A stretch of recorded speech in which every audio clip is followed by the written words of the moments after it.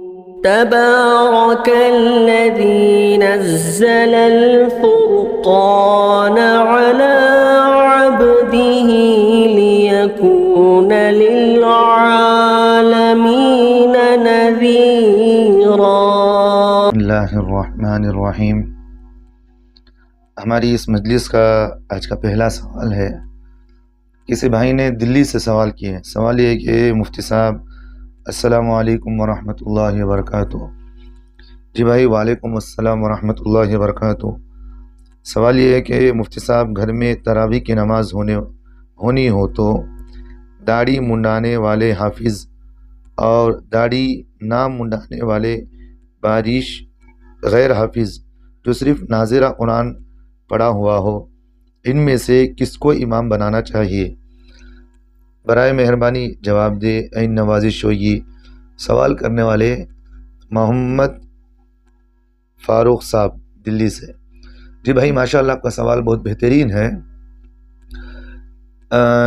اس سوال کو آپ تھوڑا میں تفصیل سے بعد میں بتاؤں گا، جواب پہلے سن لیں۔ پہلی بات تو یہ ہے کہ جس آدمی کی داڑھی ایک مشت سے کم ہو، پہلی بات، یعنی تو داڑھی تو ایک مشت سے کم ہے لیکن پورا کاٹا ہوا ہے، بات سمجھ میں آ رہی؟ کاٹا ہوا ہے یا مشین مارا ہوا ہے؟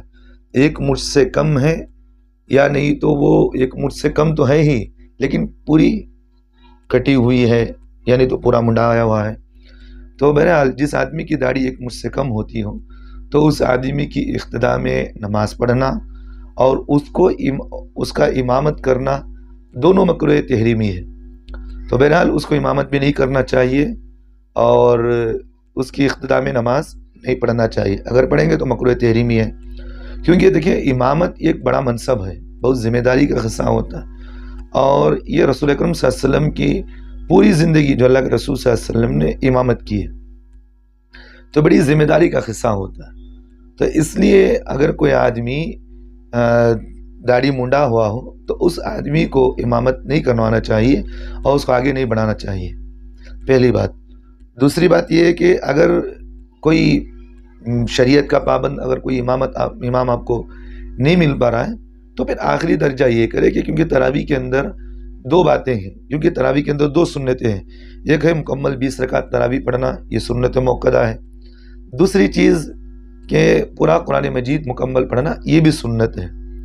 اگر کہیں آپ کو پورا قرآن مجید سنانے والا حافظ قرآن نہیں مل پا رہا ہے تو پھر آخری درجہ آپ کے لیے یہ ہے کہ بھئی مکمل آپ 20 رکعت تراویح غیر حافظ جو آدمی مکمل طور پر صحیح قرآن شریف پڑھتا ہو اور حروف کی ادائیگی جو کچھ بھی ہے صحیح طریقے سے کرتا ہو، تو پھر ایسے آدمی کی اقتداء میں نماز پڑھنا، اس حافظ قرآن سے اس آدمی کے پیچھے اقتداء میں نماز پڑھنا یہ بہتر ہے اور یہ چیز ضروری بھی ہے، بات سمجھ میں آ رہی؟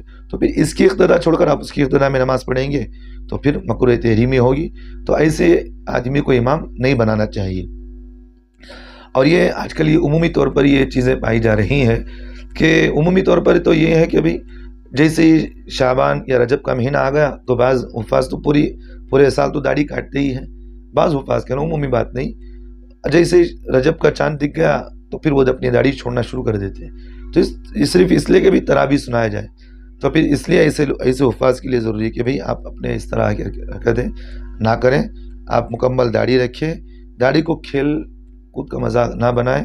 داڑھی جو ہے اللہ کے رسول صلی اللہ علیہ وسلم کی سنت ہے، جو اللہ کے رسول صلی اللہ علیہ وسلم نے مکمل طور پر ایک مجھ داڑھی رکھا کرتے تھے، جیسا کہ حضرت عبداللہ ابن عمر رضی اللہ عنہ کی حدیث بھی اس سے موجود ہے۔